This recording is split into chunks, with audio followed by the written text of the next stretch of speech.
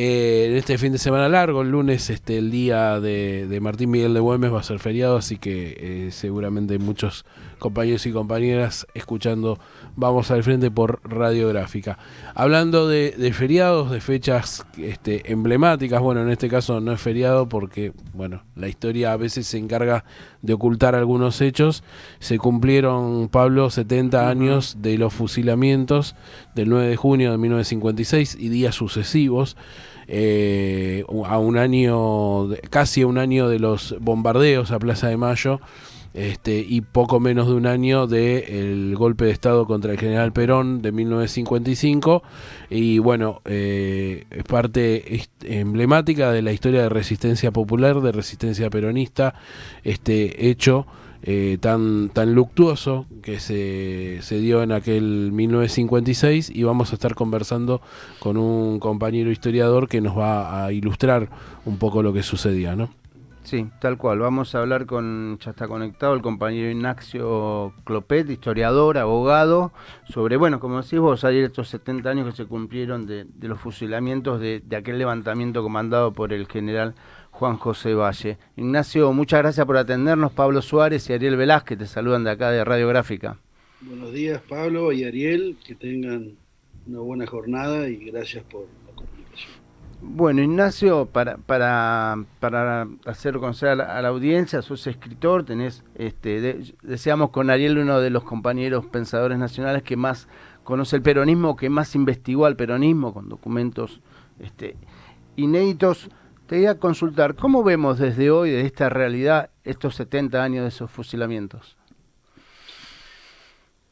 La verdad es que si nosotros hacemos un análisis de lo que sucede hoy, lamentablemente estos fusilamientos siguen siendo acallados, o silenciados o ocultados por las autoridades nacionales, las autoridades oficiales. Eh, Nosotros vivimos una época donde hay otras cuestiones conflictivas que muchas veces nos llevan a la vorágine del día a día, a no tener presente ciertos acontecimientos históricos que marcaron dejaron una huella importante en la historia de la Argentina. Uno de ellos son los fusilamientos ocurridos hace 70 años. En realidad fueron asesinatos. Los fusilamientos, si hacemos un poco de historia y si pasamos el rastrillo por los sucesos de ese momento, eh, tenemos que ver que el general Aramburu, presidente de facto de la Argentina, y el vicepresidente de facto Rojas, habían dejado firmados el día anterior unos decretos, uno de ley marcial, otro de pena de muerte, y, y esos decretos que habían dejado firmados el día 8 eh, no habían tenido la formalidad de publicarse en el boletín oficial. Nosotros los abogados, aparte de ser historiador o escribir sobre historia de abogado, cualquier decreto o decreto ley, en ese momento no había Congreso de la Nación, para que pueda ser validado tiene que ser publicado en el boletín oficial. Uh-huh. Suceso que no ocurrió el 8 de junio y por ende cuando el día 9 eh, se produce el levantamiento de, de Valle y otros compañeros, la realidad es que eh, fueron asesinados y no es que fueron fusilados con ley marcial ni con un juicio previo. Al menos estamos hablando de los asesinatos del día 9, eh, que se produjeron en Avellaneda y luego en José León Suárez, donde fueron realmente masacrados.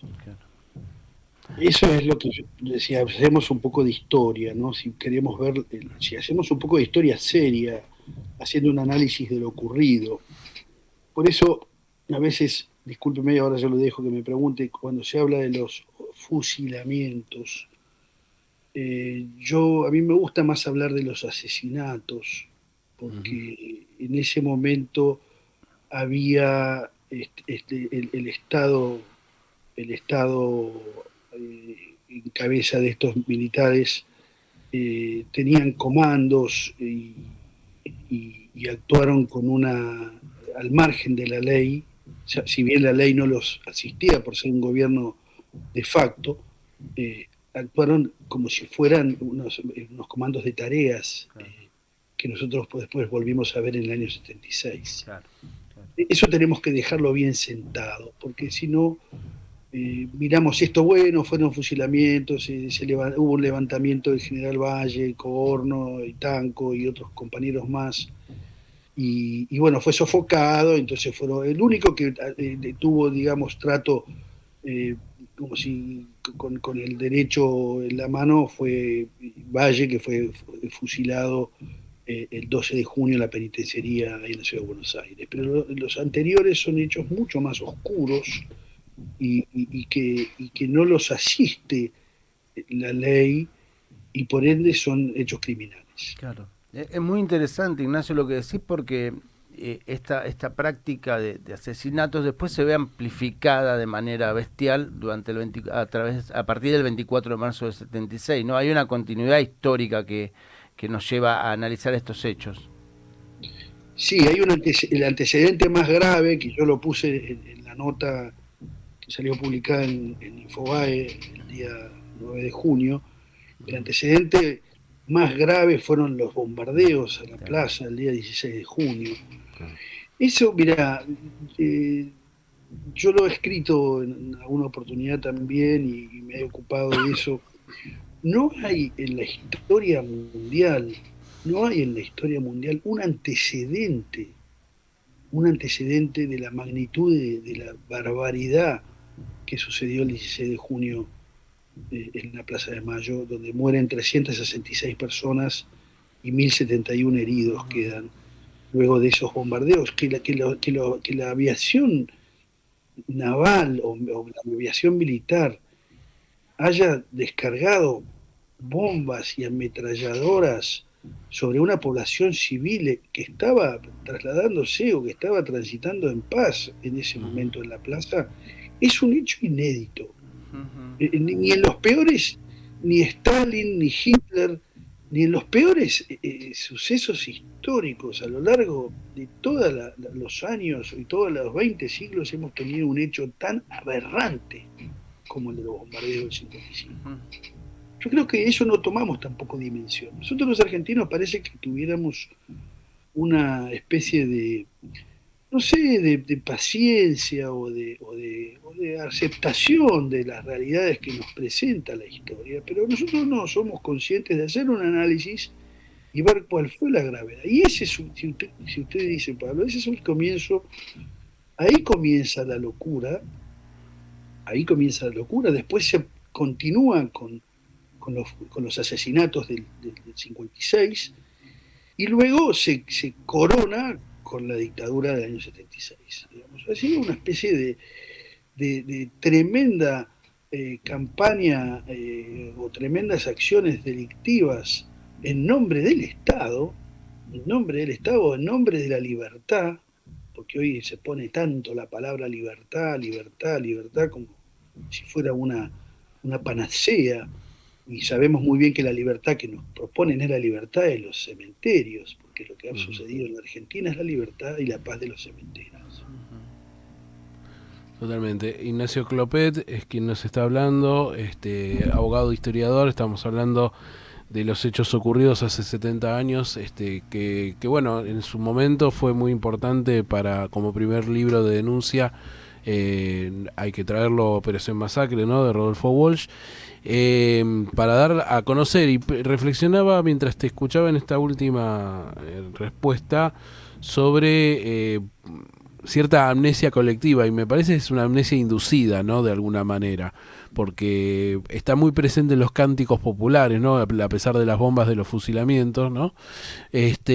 Pero cuando uno profundiza, y si nada, pasa como se hace comúnmente, que en un móvil de televisión, de radio, lo que fuera, y le preguntás, no se conoce masivamente este hecho tan grave como el que ocurrió en tanto en los bombardeos como en estos mal llamados fusilamientos. Adhiero a tu propuesta de llamarlos de esa manera.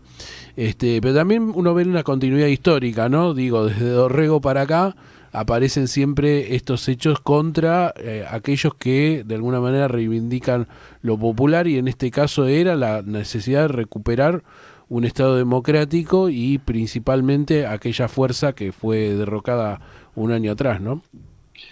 Sí, es cierto que la historia es cíclica, está bien propuestas la que usted hace desde Dorrego, desde el fusilamiento de Dorrego, ese odio unitario contra uno de los padres del pueblo que era Dorrego, ¿no? Un hombre de un espíritu federal, cristiano, eh, ejemplar, y lo asesinan como una rata, ¿no?